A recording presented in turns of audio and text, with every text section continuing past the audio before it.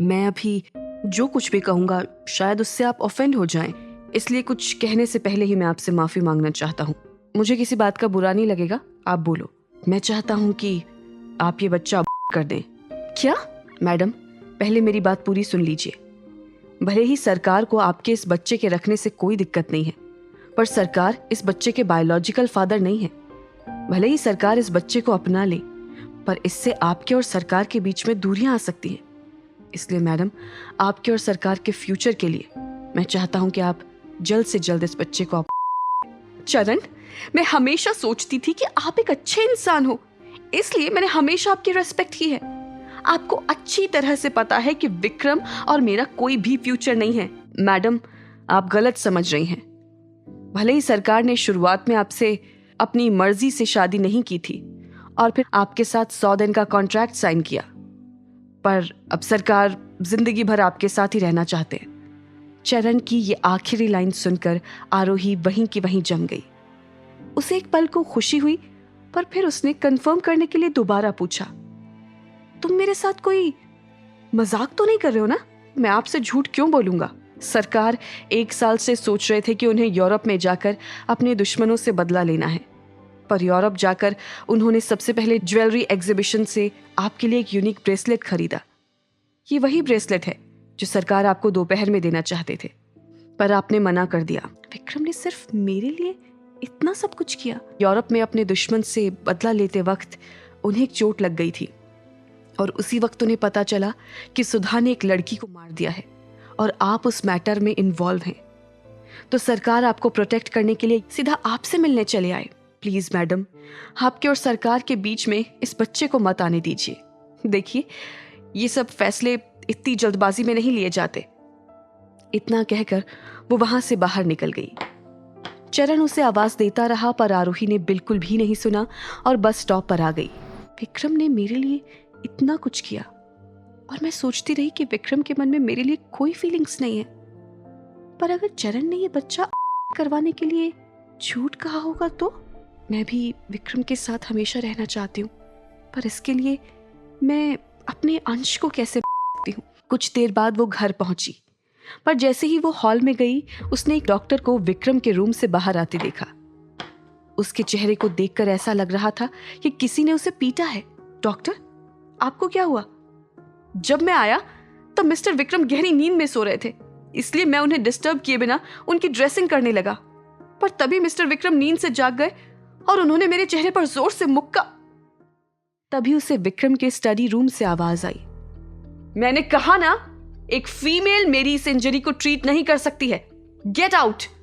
विक्रम की आवाज सुनकर उसके सामने खड़ी डॉक्टर की असिस्टेंट राशि का चेहरा फीका पड़ गया और वो जल्दी से वहां से बाहर निकल गई। मैडम, मैं उन्हें ट्रीट कर पाती उससे पहले ही मिस्टर विक्रम ने मुझे वहां से भगा दिया।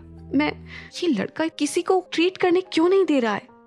ऐसे में उसका जख्म कैसे ठीक होगा? मॉम, मैं ट्राई करती हूँ।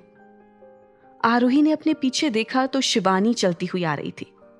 ये देखकर आरोही ने मन ही मन कहा, ये तो सीरियसली इंजर्ड थी। शिवानी, तुम सही समय पर आई हो। एक तुम ही हो जो विक्रम का गुस्सा झेल सकती हो। जल्दी जाओ। आरोही को स्टडी रूम के अंदर क्या चल रहा है ये दिखाई नहीं दे रहा था, पर वो सुन जरूर सकती थी। जैसे ही शिवानी कमरे में गई, विक्रम की आवाज आई, तुम यहाँ क्या कर रही हो? मैंने सुना है कि तुम्हें चोट लगी है, तो मैं तुम्हें मरहम पट्टी करने चली आई। विक्रम ने बिना उस पर ध्यान दिए कहा, तुम्हें मेरी फिक्र करने की कोई जरूरत नहीं है, जाओ यहां से। पर शिवानी इतनी आसानी से हार नहीं मानने वाली थी, इसलिए उसने कहा, विक्रम, भले ही तुम कितने भी स्ट्रांग क्यों ना हो, तुम्हें उस पर बैंडेज करना होगा, वरना अगर ऐसे ही खून बहता रहा तो तुम्हारे लिए डेंजरस हो सकता है। मुझे अकेला छोड़ दो। शिवानी जानती थी कि बाहर आरोही खड़ी है और उसे नीचा दिखाने के लिए शिवानी कुछ भी कर सकती थी, इसलिए विक्रम के मना करने के बावजूद वो विक्रम के पास गई और विक्रम के गालों पर हाथ रखने लगी। तभी विक्रम ने उसका हाथ जोरों से झटक दिया, जिस वजह से शिवानी गिर गई। वो समझ चुकी थी कि अगर उसने विक्रम की बात नहीं मानी तो अंजाम अच्छा नहीं होगा, इसलिए वो उठी और तुरंत कमरे से बाहर निकल गई। क्या हुआ बेटा, क्या तुम ठीक हो? ना ही वो डॉक्टर को कुछ करने दे रहा है और ना ही तुम्हें। अब क्या करूं, मुझे तो कुछ समझ नहीं आ रहा। माँ, मुझे ट्राई करने दीजिए। जल्दी से जाओ और विक्रम को समझाओ, वो तुम्हारी बात कभी नहीं टालेगा। आरोही ने देखा कि विक्रम बेड पर लेटा हुआ था। ये देखकर एक पल को आरोही भी डर गई। आपको इतनी चोट लगी है कि आप डॉक्टर से इसे ट्रीट नहीं करवा सकते थे? शिवानी के आने से विक्रम को जो गुस्सा आया था वो आरोही को देखकर गायब हो गया। विक्रम के इनर राइट लेग में घाव था। इसमें बहुत दर्द होगा, प्लीज आप शांत रहने की कोशिश कीजिएगा। इतना कहकर उसने उसके जख्म पर से पट्टी हटाई। विक्रम के जख्म को देखकर आरोही हैरान रह गई। आरोही को हैरान देख विक्रम ने चेहरे पर फीकी मुस्कुराहट के साथ कहा, तुम्हें इसमें शर्माने की जरूरत नहीं है, मैं तुम्हारा ही पति हूं। विक्रम की बात सुनकर आरोही के चेहरे पर भी मुस्कुराहट आ गई और वो उसकी चोट को ट्रीट करने लगी। विक्रम का पूरा ध्यान आरोही पर ही था। आरोही ने बस 2 मिनट में विक्रम की ड्रेसिंग कर दी और फिर कहा, हालांकि जख्म गहरा है पर मैंने ब्लीडिंग रोक दी है। अब जब तक इंजरी है आप ज्यादा स्ट्रेचिंग एक्सरसाइज मत कीजिएगा। अगर सारे प्रिकॉशंस रखें तो बहुत जल्दी वापस नॉर्मल हो जाएंगे। इतना कहकर वो पलट गई और वहां से जाने लगी। ये देखकर विक्रम के चेहरे की मुस्कुराहट चली गई। वो आरोही को रोकना चाहता था पर पिछली बार आरोही ने उसे जैसे सबक सिखाया था वो अब तक नहीं भूला था। आरोही ने उसे निडल चुभाई थी जिस वजह से कुछ समय के लिए वो पैरालाइज हो चुका था। आरोही दरवाजे से निकलने ही वाली थी तभी उसे चरण की आवाज सुनाई दी। अब सरकार की चोट कैसी है? उसके बाद इंद्राणी की आवाज आई। आरोही उसे ट्रीट कर रही है और अब तक अंदर से कोई आवाज नहीं आई है, मतलब विक्रम ठीक ही होना चाहिए। उन दोनों की बातें सुनकर आरोही को वो सब याद आ गया जो चरण ने उससे कुछ देर पहले कहा था। कुछ देर बाद आरोही ने बिना पलटे कहा, विक्रम, क्या आपको हमारा कॉन्ट्रैक्ट याद है जो हमने शादी के दूसरे दिन साइन किया था? हाँ, याद है। विक्रम की बात सुनकर आरोही को ऐसा लगा जैसे चरण ने उससे झूठ कहा हो, इसलिए उसने खुद के इमोशंस को कंट्रोल कर कहा, हमारी शादी को 19 दिन हो चुके हैं, अब 81 दिन रह गए हैं, फिर 100 दिन का कॉन्ट्रैक्ट पूरा हो जाएगा ना? नहीं। अब आरोही कंफ्यूज हो गई और उसने हैरानी से कहा, क्यों? जिस पर विक्रम ने उससे कहा, क्योंकि वो कॉन्ट्रैक्ट अब एग्जिस्ट नहीं करता। जब से मैंने अनन्या से दूरी बना ली थी उसी दिन मैंने वो कॉन्ट्रैक्ट फाड़ दिया था। अब हम दोनों का रिश्ता सिर्फ 100 दिनों का नहीं है। मैं जब तक जिंदा हूं मैं अपनी जिंदगी तुम्हारे साथ बिताना चाहता हूं। आरोही ने मन ही मन कहा, मतलब चरण ने मुझसे झूठ नहीं कहा था, विक्रम सचमुच मेरे साथ रहना चाहते हैं। ये रियलाइज होने के बाद आरोही को अब किसी भी बात की परवाह नहीं थी कि उसकी शादी कैसे हुई थी या विक्रम शिवानी से प्यार करता था। सबसे जरूरी चीज ये थी कि अब से विक्रम की जिंदगी में सिर्फ वो रहेगी। इसलिए वो पलटी और उसने विक्रम की तरफ देखकर कहा, आप जल्दी से कपड़े पहन लीजिए और चिंता मत कीजिए, जल्दी आपकी चोट ठीक हो जाएगी, मैं जा रही हूँ। इतना कहकर वो स्टडी रूम से बाहर निकल गई। उसने जैसे ही बाहर कदम रखा, इंद्राणी ने घबराहट में उसका हाथ पकड़कर कहा, आरोही, विक्रम की चोट कैसी है? क्या उसने तुम्हें ट्रीट करने दिया? आरोही ने मुस्कुराकर कहा, मॉम डोंट वरी, विक्रम बिल्कुल ठीक है। उसने आरोही को गले लगाते हुए कहा, मुझे चिंता करने की जरूरत नहीं है क्योंकि अब मेरे पास प्यारी सी बहू है जो मेरे बेटे से बहुत प्यार करती है और उसका ख्याल रखती है। सच में जब से तुम इस घर में आई हो सब कुछ अच्छा हो रहा है।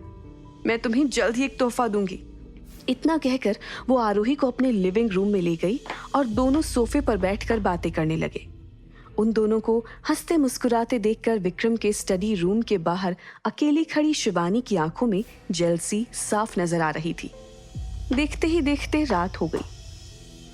आरोही ऊपर लता के रूम में जाने लगी कि तभी शिवानी ने उसके पीछे आकर कहा, आरोही, मैं तुम्हें थैंक यू बोलने आई हूं।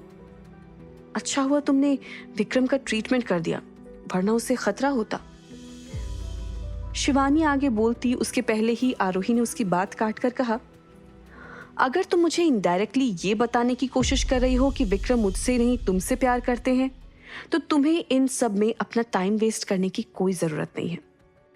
ये सुनकर शिवानी एक पल के लिए हैरान रह गई, क्योंकि उसे अच्छी तरह से याद था कि पिछली बार जब उसने आरोही से ऐसा कहा था तो आरोही को बहुत हर्ट हुआ था। भले ही उसने अपने इमोशंस छुपाने की कोशिश की थी, पर शिवानी सब देख चुकी थी। आरोही को इतने हक से अपनी बात बोलते देख शिवानी चौंक गई। उसने तुरंत आरोही को टोका, मुझसे इस तरह से बात करने की तुम्हारी हिम्मत कैसे हुई? तुम अच्छी तरह से जानती हो ना कि विक्रम तुमसे प्यार नहीं करता, और शायद तुम भूल रही हो कि अगले 81 दिन में तुम और विक्रम अलग हो जाओगे। तभी आरोही ने मुस्कुराकर शिवानी की बात काट दी। ऐसा पहले था, पर अब चीजें अलग हैं। जब मैं विक्रम के जख्म की ड्रेसिंग कर रही थी तब उन्होंने कहा कि हमारे बीच का कॉन्ट्रैक्ट बहुत पहले ही टूट चुका है और मेरे पति मेरे साथ जिंदगी भर रहना चाहते। ये सुनकर शिवानी के ऊपर मानो बिजली गिरी। उसके होंठ कांप रहे थे और उसकी आंखों में दर्द साफ नजर आ रहा था। शिवानी की हालत देखकर भी आरोही की आंखों में कोई सिंपैथी नहीं थी और उसने दोबारा एरोगेंटली कहा, सो शिवानी, भले ही तुम जो कुछ भी सोच रही हो, मुझे इससे कोई फर्क नहीं पड़ता। तुम्हारा और विक्रम का जो भी पास्ट रहा हो, पर वो सब पास्ट था और अब विक्रम मेरा हस्बैंड है, और जो भी औरत हम दोनों के बीच में आने की कोशिश करेगी मैं उसे बिल्कुल नहीं छोड़ूंगी। इसलिए तुम्हारे लिए यही बेहतर होगा कि तुम विक्रम से दूर रहो। इतना कहकर वो लता के रूम की तरफ बढ़ गई। शिवानी को इस वक्त ऐसा फील हो रहा था कि वो बहुत ही अकेली और बेबस है। लता के बेडरूम का दरवाजा बंद था। ये देखकर आरोही ने चाबी निकाली और दरवाजा खोलकर अंदर चली गई। लता की तबीयत और मानसिक हालत की वजह से उसके कमरे की एक चाबी हमेशा आरोही के पास रहती थी। दरवाजा खुलने की आवाज सुनकर लता भी उठ गई। आरोही, तुम आज घर इतनी देरी से क्यों आई हो? काम ज्यादा था माँ। खैर, मुझे आपको एक बहुत जरूरी बात बतानी है। सुधा बहुत ही जल्द जेल जाने वाली है और महेश्वर को भी उसके कर्मों की सजा मिलने वाली है। जब भी लता महेश्वर का नाम सुनती थी तो पैनिक हो जाती थी। आज भी ऐसा ही हुआ। क्या महेश्वर यहाँ आया है? आरोही, वो हमें मार देगा, चलो भागो यहाँ से। ये सुनकर आरोही की आंखें नम हो गई। वो मन ही मन सोचने लगी, 14 साल से ज्यादा मेरी माँ ने ऐसे दिन गुजारे हैं। उन्होंने इतनी मेहनत की, फिर भी उन्हें ये सजा मिल रही है। लगता है महेश्वर और सुधा को जो सजा मिली है वो काफी नहीं है। जब तक मेरा गुस्सा शांत नहीं हो जाता मैं उन दोनों को नहीं छोड़ूंगी। क्या आरोही अपना बदला ले पाएगी? क्या शिवानी हार मानकर आरोही और विक्रम का पीछा छोड़ देगी? क्या कभी उस वक्त का सच विक्रम और आरोही के सामने आएगा? जानने के लिए देखिए अगला एपिसोड सिर्फ पॉकेट एफएम के YouTube चैनल पर। और शादी के बाद के सारे एपिसोड्स को सुनने के लिए डिस्क्रिप्शन में दी हुई लिंक से डाउनलोड कीजिए पॉकेट एफएम ऐप।